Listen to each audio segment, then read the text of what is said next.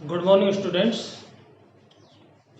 अपना जो कल का टॉपिक था वो था बहुलीकरण। कल स्टार्ट किया था और आपको बताया भी था कि अनेक छोटे छोटे सरलतम अणु आपस में संयोजित होकर के एक उच्च अणुभार वाले अणु का निर्माण करते हैं, जिसे कहते हैं हम बहुलीकरण। इस प्रक्रिया को बहुलीकरण कहते हैं। जो बड़ा अणु बनता है उसको कहते हैं बहुलक। ठीक है, तो इसी टॉपिक को आगे बढ़ाते हुए आज हम कुछ प्रमुख बहुलकों के बारे में अध्ययन करने जा रहे हैं। जैसे सबसे पहले आता है रबड़। रबड़ का इस्तेमाल हम कई जगह होते हुए देखते हैं, जैसे वाहनों के जो टायर है, ट्यूब है, ये सब किससे बने होते हैं? रबड़ से। तो रबड़ जो होता है, प्राकृतिक रबड़, वो कैसे प्राप्त किया जाता है वो अपन यहाँ पर देख रहे हैं। तो सबसे पहले आता है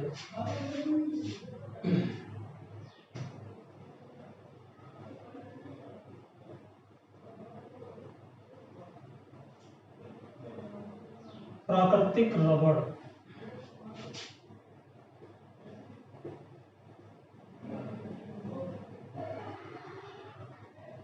प्राकृतिक रबड़ एक पौधा होता है, पेड़ होता है।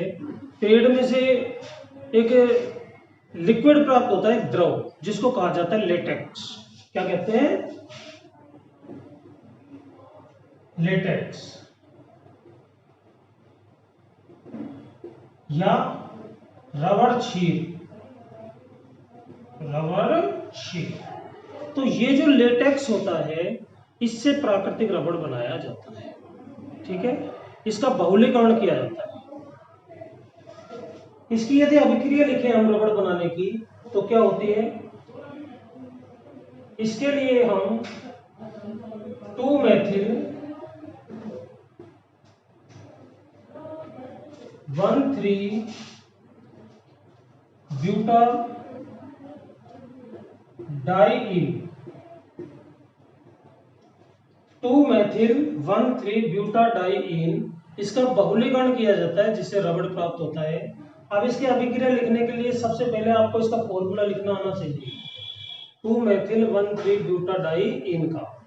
अब फॉर्मूला कैसे लिखेंगे? बिल्कुल इजी है। जो आपको पहले नियम बताए थे, पूर्वलग्न, अनुलग्न, double bond, triple bond, single bond, ठीक है, IUPAC पद्धति, उन सबको आपको रिमाइंड करना है और फिर आप इजीली इसका फॉर्मूला बना सकते हो। जैसे ब्यूटा, ब्यूटा मतलब कितने कार्बन? 4, क्योंकि मैथ, एथ, प्रोप, ब्यूट, ब्यूट कितने नंबर पर आता है? 4 नंबर पर। तो हमने यहाँ पर 4 कार्बन लगा दिए, 1, 2, 3, 4। इनका हम अंकन कर देंगे, क्योंकि अपन को 1,3 पर क्या लेना है? डाई मतलब 2, 3 मतलब डबल बॉन्ड। तो यहाँ पर जैसा अंकन हमने यहाँ से किया, 1, 2, 3, 4, यहाँ से कर लिया। अब 1 और 3 पर आपको क्या लगाना है? Double bond. तो 1 पर डबल बॉन्ड लगा दिया। तीसरा कार्बन कौन सा है? ये वाला, इस पर डबल बॉन्ड लगा दिया। 2-मेथिल, यानी कि दूसरे कार्बन का कौन सा समूह जुड़ा हुआ है? मेथिल। मेथिल किसे कहते हैं? CH3 को। प्रतिस्थापी है ये। तो 2 यानी कि ये, इस पर लगा दिया मेथिल।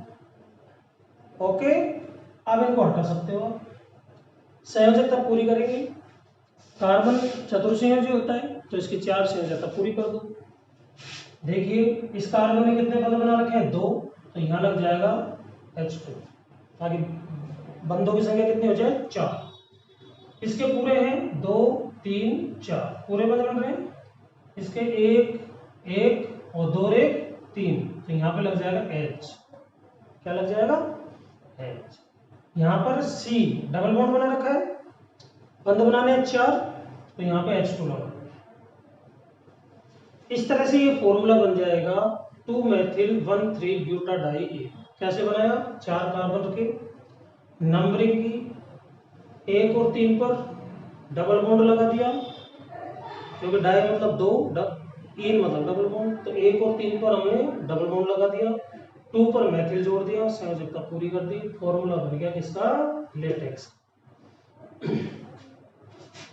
तो ये हमने लिया इसके कितने अणु लिए? n। यहां इसका बहुलीकरण किया,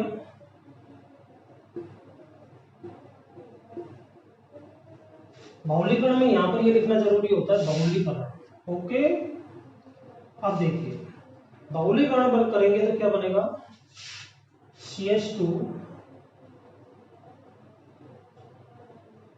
double bond CH, single bond C, double bond CH2 CH3, ऐसे यहाँ पर ये लगाएंगे, यहाँ N लगा दो। अब इसमें होता क्या है बहुलीकरण में, एक बंध इधर बनता है और एक बंध इधर बनता है, इधर। तो जब ये बंध यहाँ पर बन जाएंगे तो यहाँ से डबल बॉन्ड हट करके, यहाँ से डबल बॉन्ड हट करके कहाँ आ जाएगा? यहाँ आ जाएगा।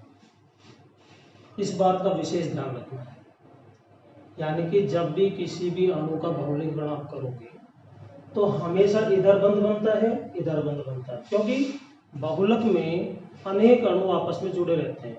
जैसे मैंने कल बताया था, धागे में जैसे आप मणियों को पिरोते जाते हो तो एक माला बन जाती है, ट्रेन के डिब्बे आपस में जुड़ते जाते हैं तो बहुत बड़ी ट्रेन बन जाती है।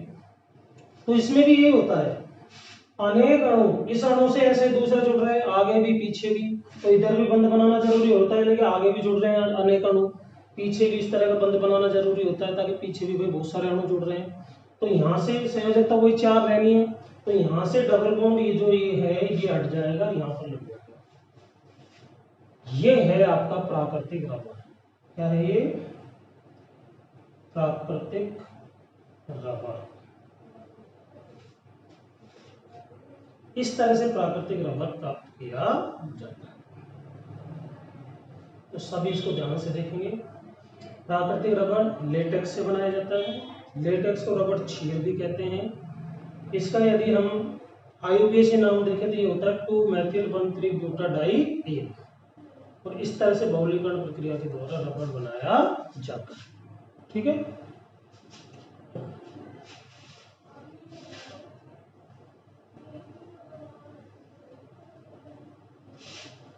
अब एक अत्यंत महत्वपूर्ण टर्म आती है वल्कनीकरण।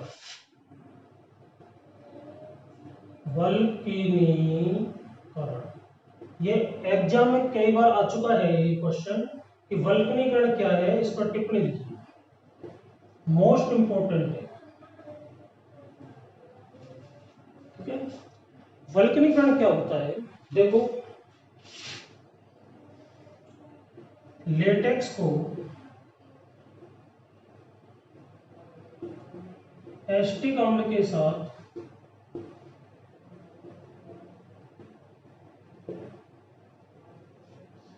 लेटेक्स को एसिटिक अम्ल के साथ गर्म करने पर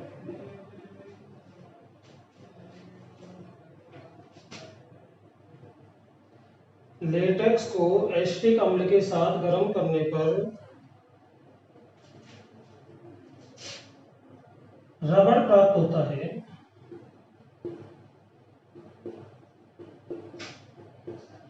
परंतु यह रबड़ अत्यंत प्रत्यास्थ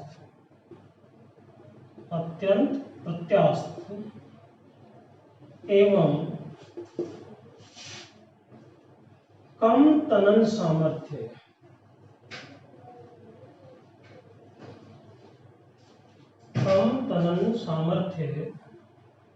वाला होता है।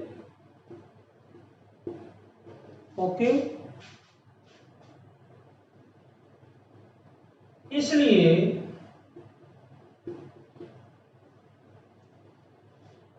इसमें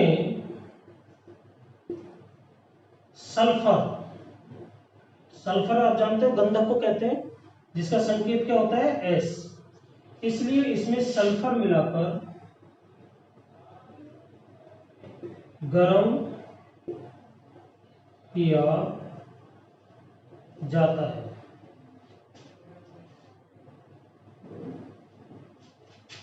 इससे प्राप्त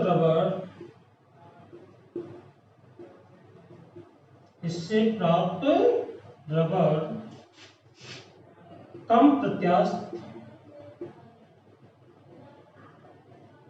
मजबूत, कम प्रत्यास्थ, मजबूत एवं अधिक तनन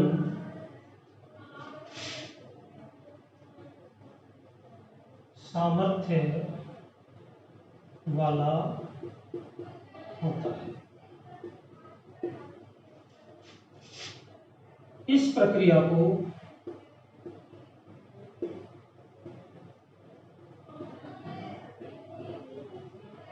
वल्कनीकरण कहते हैं। देखिए बच्चों, वल्कनीकरण के बारे में मैंने यहां पर एक टिप्पणी लिखी, इसको अब आपको समझना है। अभी हमने देखा 2-methyl-1,3-butadiene, इससे बनाया जाता है क्या? प्राकृतिक रबड़। लेकिन ये जो रबड़ प्राप्त होता है, ये रबड़ कैसा होता है? अत्यंत प्रत्यास्थ। प्रत्यास्थ का मतलब अगर आप इसको खींचोगे तो बढ़ता ही चला जाएगा, तो फिर उससे ट्यूब टायर कैसे बनेंगे? वो तो वजन पड़ते फैल जाएगा, तो कोई काम का नहीं होता। इसलिए क्या किया जाता है, ये जो रबड़ प्राप्त होता है इसमें क्या मिलाई जाती है? सल्फर। सल्फर मिलाकर इसको गर्म करते हैं। सल्फर मिलाकर गर्म करने से जो रबड़ प्राप्त होता है उसकी प्रत्यास्थता क्या होती है? कम, मजबूत होता है और अधिक तनन सामर्थ्य होती है, घिसता भी कम है।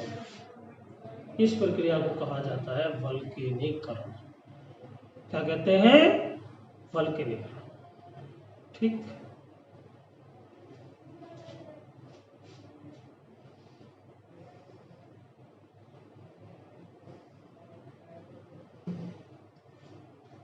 तो ये था प्राकृतिक रबड़ किस तरह से प्राप्त किया जाता है। अब हम आगे चलते हैं।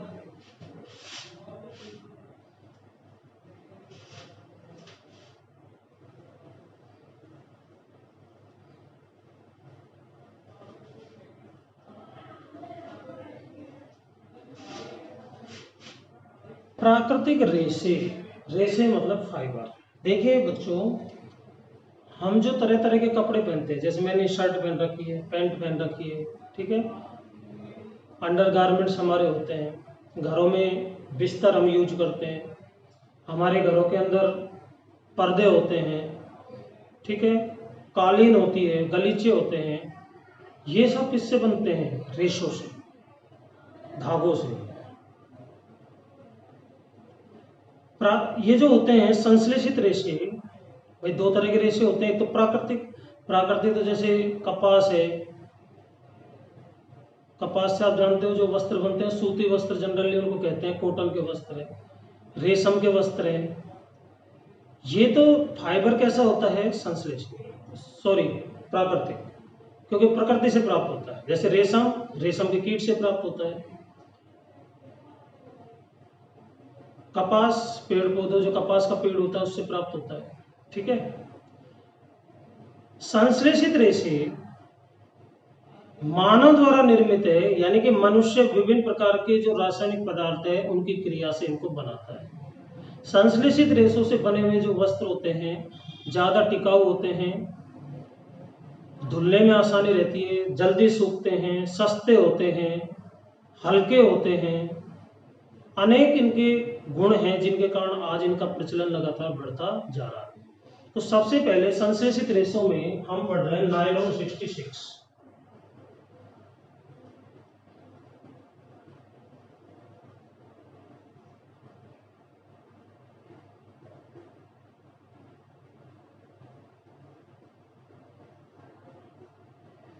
संश्लेषित रेशे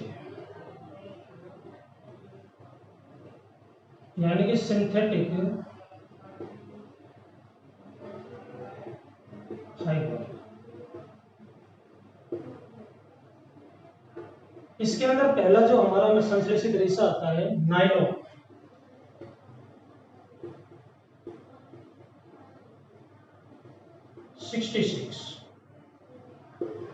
नायलॉन 66 कैसे बनाया जाता है? इसके लिए एडिपिक अम्ल की क्रिया करवाई जाती है हेक्सामेथिलीन डाइएमिन।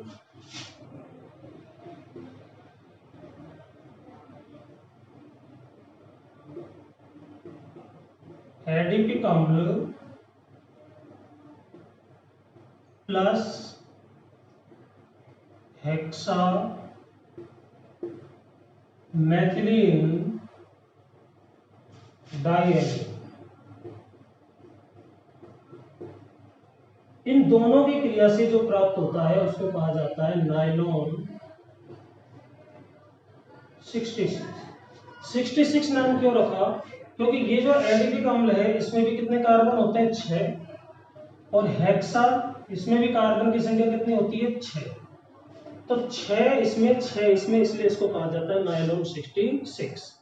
अब इसका हम फॉर्मूला निकालना चाह रहे हैं तो सभी ध्यान देंगे। एडिपिक अम्ल का सूत्र आप जानते ही हो, ऐसे लगा देंगे CH2, बीच में यहाँ पर 4 लगा दो, और चूंकि ये अम्ल है, अम्ल का क्रियात्मक समूह क्या होता है? COOH। COOH इधर भी लग जाएगा, इधर भी लग जाएगा, COOH। ओके। हेक्सामेथिलीन, हेक्सा मतलब 6, मैथिलीन मतलब CH2, 6 मैथिलीन, 6 मैथिलीन। डाई मतलब 2, एमीन मतलब NH2।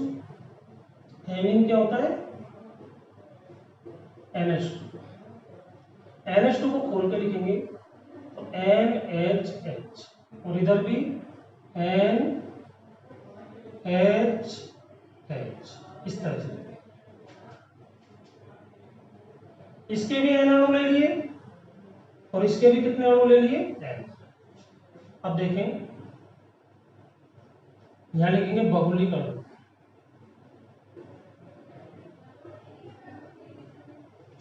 बहुलीकरण तो देखो, यहां से NH यानी कि H निकलेगा, यहां से OH निकलेगा, इस तरह से।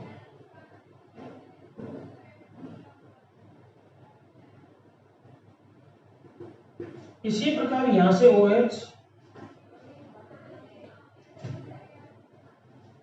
और यहां से H, ये अलग हो जाएंगे।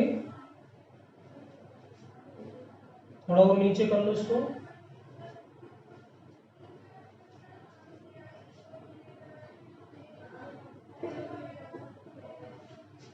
इसको नीचे कर लो।